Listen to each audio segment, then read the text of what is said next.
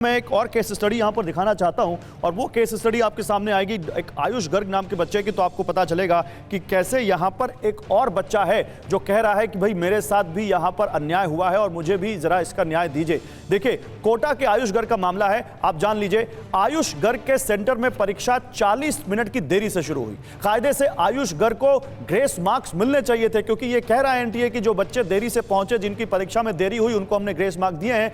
लेकिन आयुष का आरोप है कि उसे ग्रेस मार्क्स नहीं दिए गए और आयुष खुद इस वक्त हमारे साथ जुड़े हुए हैं। आयुष के पास चलते हैं। आयुष, बताइए क्या कहना है आपका? सर, मेरा सेंटर जयपुर था, तो जयपुर जब मेरा पेपर चालू हुआ वो 2:30 पे मुझे ओएमआर मिली, जो कि 1:50 पे मिलनी चाहिए थी, और 2:40 पे मुझे पेपर मिला। उसके बाद ये समझ में नहीं आ रहा था कि पेपर में एक्स्ट्रा टाइम मिलेगा या नहीं मिलेगा, पेपर क्यों डिले हुआ, कोई कुछ जवाब भी नहीं दे रहा था वहाँ पर। फिर जैसे तैसे पेपर चालू किया, 10-15 मिनट इसी में निकल गया कि करना है कि नहीं करना, या छोड़ दें, थोड़ी देर बाद कुछ और रहेगा। फिर पेपर चालू किया और सर रीजन भी नहीं पता लगा क्यों डिले हुआ, कैसे हुआ। मेरे 646 नंबर आ रहे हैं और मेरे को कोई ग्रेसिंग भी नहीं मिली। तो आपको ये कैसे पता चला कि आपको ग्रेस मार्क नहीं मिले? सर, मेरा जो मैंने पेपर आके मिलाया उसमें मेरे 650 बैठ रहे थे। एक क्वेश्चन जो था मेरे से कुछ गलत हो गया, तो वो मेरे को पता लगा बाद में कि एनटीए के आंसर से ये गलत है। तो 646 आ रहे थे मेरे कैलकुलेशन में, और जब रिजल्ट आया तभी मेरे को 646 मिले।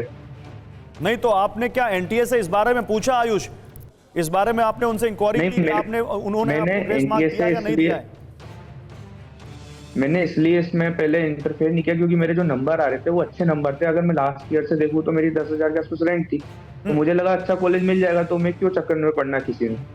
लेकिन जब रिजल्ट आया और इतनी ज्यादा रैंक शिफ्ट हुई कि 33,000 रैंक हो गई, तो फिर मैं गया इधर उधर। अब मैंने सुप्रीम कोर्ट के लिए ट्राई करने की कोशिश करी, तो फीस ही इतनी ज्यादा है कि हम कैसे उसको, मतलब एक वकील कर सकता है एक आम आदमी।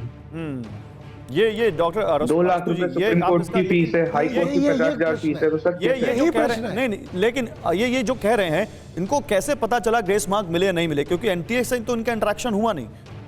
देखिए, हर बच्चे के पास ये उस 1563 में मैं वही बता रहा हूँ।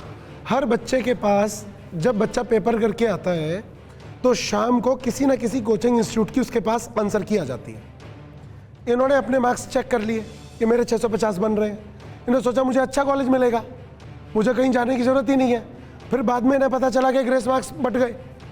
इन्हें लगा फिर भी मेरे 650 है। नहीं, लेकिन इनका केस थोड़ा डिफरेंट है। रस्तु ये कह रहे हैं कि इनको 40 मिनट लेट से पेपर मिला, तो ये वो 1563 लोगों में है नहीं है, ये कैसे पता चलेगा? धीरज जी, कैसे पता चलेगा? नहीं पता चल सकता, नहीं पता चलेगा। इसीलिए सर जो दो डॉक्टर रस्तूर एक बड़ा अच्छा वैलिड पॉइंट उठाया, हाँ, कि कुछ आंकड़े दिए।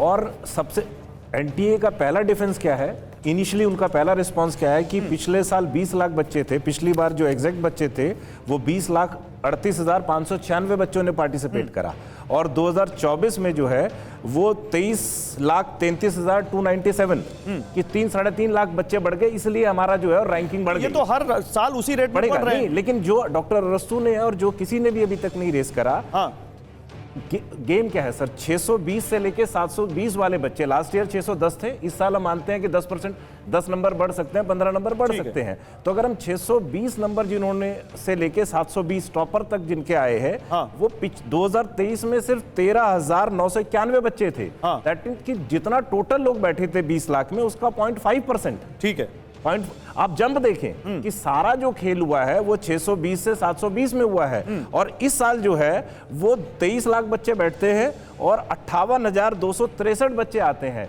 तो ये जंप जो है वो 2.5% का हो गया है। और टोटल सीट कितनी है सर? सारे सरकारी कॉलेजेस में, गवर्नमेंट फंडेड कॉलेज में 55 से 58,000 सीट ही है। तो जो सारा गेम है वो 55 से 58,000 सरकारी सीट। अब अगला आंकड़ा जो मैं आपको दूंगा वो और अच्छा, अगले आंकड़े पे आते हैं, अगले आंकड़े पे आते हैं, इसी से कनेक्टेड है। अदरवाइज है जो 520 से 620 है, हाँ, सारी गड़बड़ी 620 से 720 में हुई है। 520 से 620 में पिछले साल 91,000 बच्चे थे और इस साल 1,000 बच्चे पास हुए। ठीक है, इस नंबर पे कोई गड़बड़ी नहीं हुई। ये आपने जो सवाल उठाया, इस पर आगे बात करेंगे। लेकिन सिद्धार्थ, एक दर्शक हमारे साथ रोहतक से। विजय स्कूल बहादुरगढ़ में सर सेंटर आया हुआ था, हाँ, बहादुरगढ़ में सर उसमें भी टाइम वेस्ट हुआ था सर, और उसमें भी अलग पेपर बांटे गए थे सर। हमें तो ग्रेस मार्क्स नहीं मिले सर, सिर्फ एक स्कूल के बहादुरगढ़ में मिल गए सर। आपका सेंटर कहाँ था? विजय स्कूल बहादुरगढ़ सर। बहादुरगढ़ में। और आपको भी लेट पेपर मिला था? हाँ सर, सबको लेट मिला था। कितनी उस देर सेंटर लेट पे मिला था 30 minute. Paper? 30 minute sir. 2 paper दे दिए गए थे, पहले एक पेपर दिया, फिर 30 मिनट बाद दूसरा पेपर दूसरी उम्र के साथ दिया गया, तो उसमें 30 मिनट वेस्ट हुए थे सर सब। ठीक है, और आपको नहीं पता कि आपको ग्रेस मार्क मिले हैं कि नहीं? मिले ही नहीं सर। मिले ही नहीं। कहाँ पे मिले? नितिन विजय, ना आप मिले। बोलना चाहेंगे इस पर कुछ? इनको भी ग्रेस मार्क नहीं मिले, तो ऐसे तो बहुत सारे बच्चे हैं। ये फर्स्ट हैंड गवाही फ्रॉम द हॉर्सेस माउथ, ये कह रहे हैं साफ कि मेरी भी पेपर लेट हुई, मुझे भी कोई ग्रेस मार्क नहीं मिला। तो ये 1563 बच्चे एनटीए ने कैसे सेलेक्ट किए, ये भी एक सवाल है। बहादुरगढ़ की जो प्रिंसिपल है उन्होंने खुद ने आज सुबह सुबह बताया, उनका एक इंटरव्यू आप देखेंगे तो आपको समझ में आएगा। उन्होंने बोला कि उनको जो पेपर लाने थे वो एसबीआई बैंक से लाने थे, पर वहां जाने पर उनको बोला गया कि कैनरा बैंक से भी लाने हैं आपको। हाँ। वो दोनों जो जीपीएस अटैच बॉक्सेस थे वो लेके आए अपने सेंटर पर, और जब सेंटर पे लेके आए तो किसी को पता नहीं था कि कौन सा खोलना है। ये गड़बड़ी वहां पे हुई है, जो बच्चा बोल रहा है ये बिल्कुल सच्चाई है। पर उसी सेंटर के कई बच्चों को ग्रेस मिले, कईयों को ग्रेस नहीं मिले। हमने अपनी पीआईएल दर्ज करी थी, उसका एक रिजल्ट आज आ गया है। कल हमारी हियरिंग सुप्रीम कोर्ट में होने के पूरे चांसेस हैं।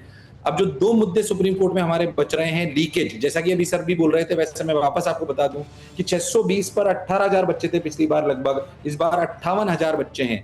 3 प्रूफ हैं जिससे ये पता पड़ता है कि रियलिटी में चीटिंग हुई है, गड़बड़ी हुई है।